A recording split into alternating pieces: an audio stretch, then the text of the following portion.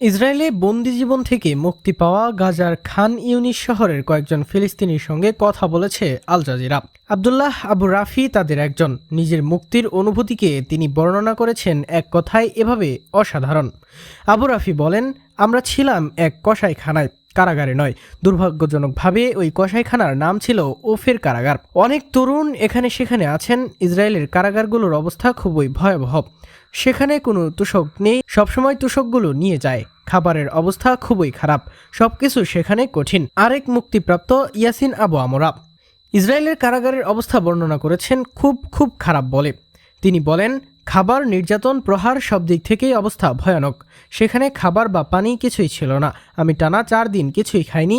এখানে বা খান ইউনিসে এসে আমাকে 2টি মিষ্টি দেওয়া হয়েছে, আমি ওগুলোই খেয়েছি।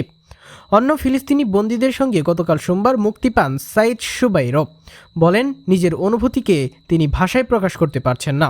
সাইদ বলেন, এই অনুভূতি ভাষায় প্রকাশ করা যায় না। কারাগারের বাইরের মুক্ত আকাশে সূর্য দেখা এক অবর্ণনীয় অনুভূতি। আমার হাত এখন শৃঙ্খল মুক্ত। স্বাধীনতার কোনো মূল্য হয় না, এটা অমূল্য। খাবার, নির্যাতন, প্রহার সব দিক থেকেই অবস্থা ভয়ানক। সেখানে খাবার বা পানি কিছুই ছিল না।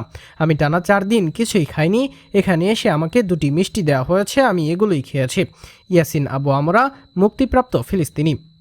আল জাজিরার প্রতিবেদনে বলা হয়েছে, ইসরায়েলে প্রায় 250 জন ফিলিস্তিনি বন্দীকে মুক্তি দিয়েছে। তারা আজীবন বা দীর্ঘমেয়াদে সাজা ভোগ করছিলেন। পাশাপাশি গাজায় দেশটি যুদ্ধ শুরু করার পর থেকে আটক করা আরও প্রায় 1718 জন ফিলিস্তিনিকে ছেড়ে দেওয়া হয়েছে। জাতিসংঘ এই বন্দীদের বলপূর্বক গুম হওয়া ব্যক্তি হিসেবে বিবেচনা করেছে।